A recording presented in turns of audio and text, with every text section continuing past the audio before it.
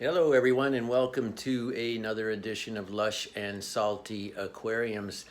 I was thinking I might have to abbreviate that name to Lush Aquariums, but because I'm not planning saltwater, but I haven't ruled it out for the big tank, the really big tank, and I'll talk about that later. But right now I've got some kind of big tanks. They're not nano tanks. I've got two hardscapes set up. I showed you one and I'm going to show you the other, and I'm also going to give you a couple hacks that I'm doing, some cool tips.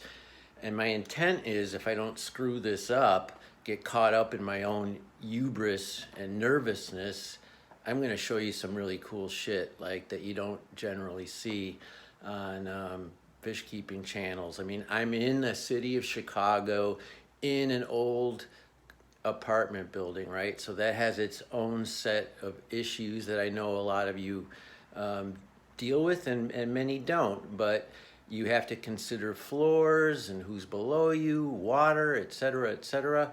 Schlepping the stuff up, and if you're doing salt water, where are you getting the new water every couple weeks? You know, are you having it delivered? Are you bringing it up the freight elevator? And on it goes. But it's all part of the hobby. I started with me, not because I think I'm looking sharp. If anything, I've lost some weight and kind of wasting away with nerves and anxiety. Moving is so freaking awful. I mean, the end result's great, but man, you get older and you do this shit, and boy, it takes its toll. So I just haven't had a heck of a lot of appetite for food, and I've been kind of introverted. But that's what's awesome about the fish keeping hobby. I can just dive in, even though I don't have any water yet.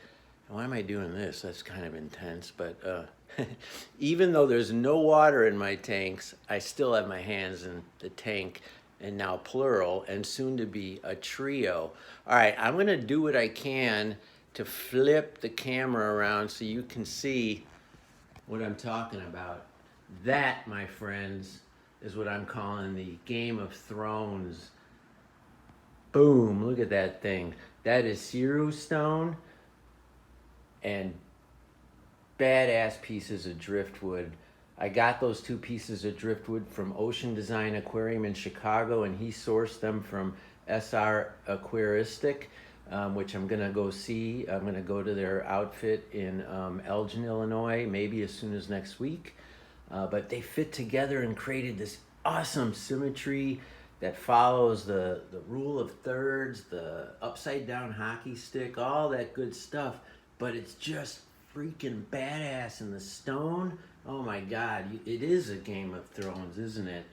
So what I'm gonna do is build this thing out using stainless steel lily pipes for the inflow and the outflow. I'm gonna try the stainless steel diffuser for the CO2. I've got a stainless steel CO2 regulator. So, I mean, it's not just in the kitchen. You can try and do stainless for outstanding effect in the aquarium hobby too. Now, I don't know how that diffuser is gonna work. And honestly, there's not a ton of content on YouTube about how stainless steel performs, but it sure looks good. Sure looks good. So there's this tank. It's an ADA cube. It's the high one, so I think it's the 60H, which means it has a few extra gallons and a few extra inches going high. I have the Archaea stand that I got at Aqua Forest in San Francisco. You have to build it. It's a little, it's easy, but it isn't, kinda. And then I've got a Twin Star light here. So this is all high-end shit, I'm not gonna lie. This is my Porsche, my midlife crisis went to ADA, right? And I'm probably not the only one, but I am blessed to have a few bucks to be able to do it.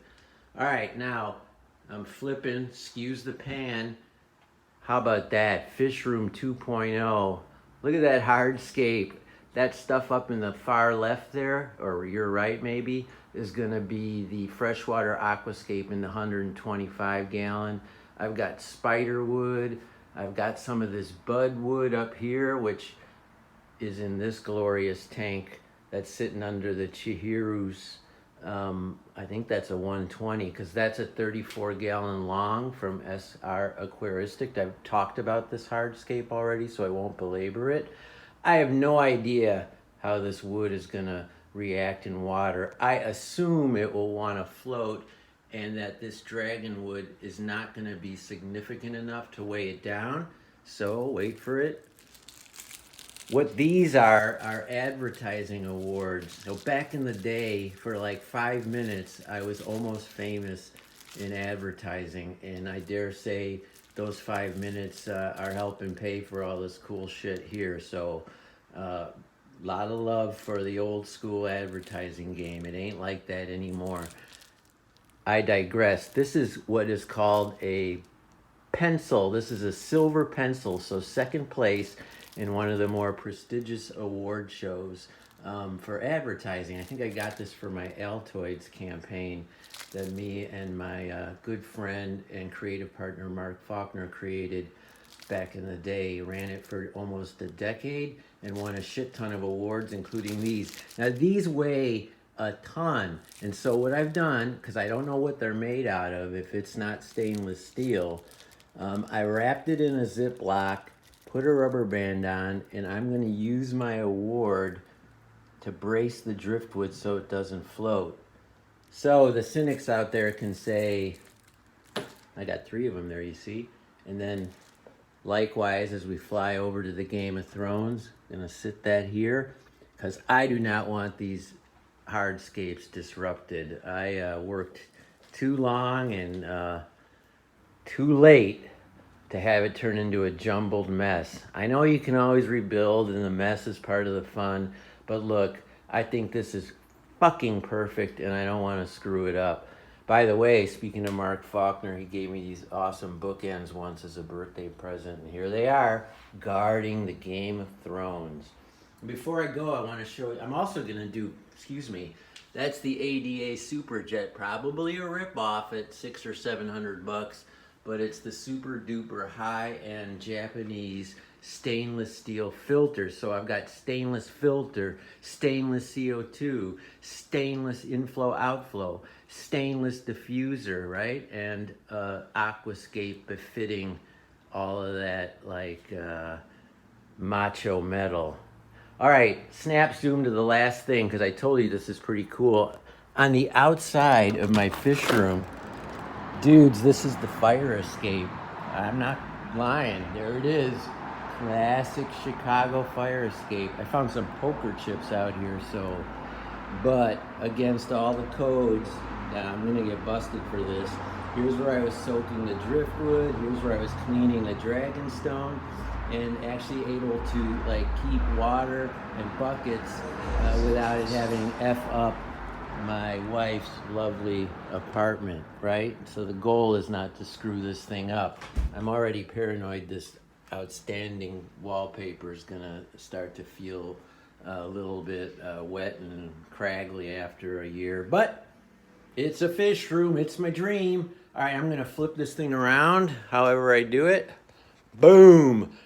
How was that video, right? I have no idea if I was even filming correctly or what you saw, what you didn't see, but I wanted you to feel my enthusiasm. I wanted you to see these hardscapes, like root for me so I don't fuck this up, because I've been fantasizing, dreaming about this for 2 years since I started to figure we were gonna be moving from Cali back to Chicago. As that germ started to kind of propagate in my mind, it was kind of a gross metaphor, but I started fantasizing about, well, what would make me happy and mitigate the stress? And it's Fish Room 2.0, Lush and Salty Aquariums 2.0.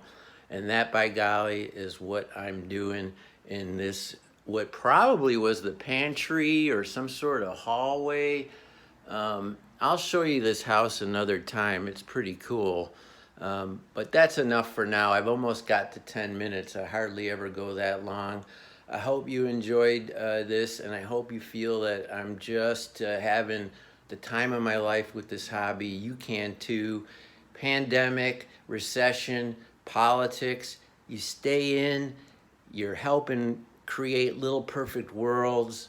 You're able to fix, manage, and control when you can't do that at all in the real world. You can do it to some extent in the aquarium and fish keeping hobby. That's all for me right now. As per usual, keep your hands in the tank.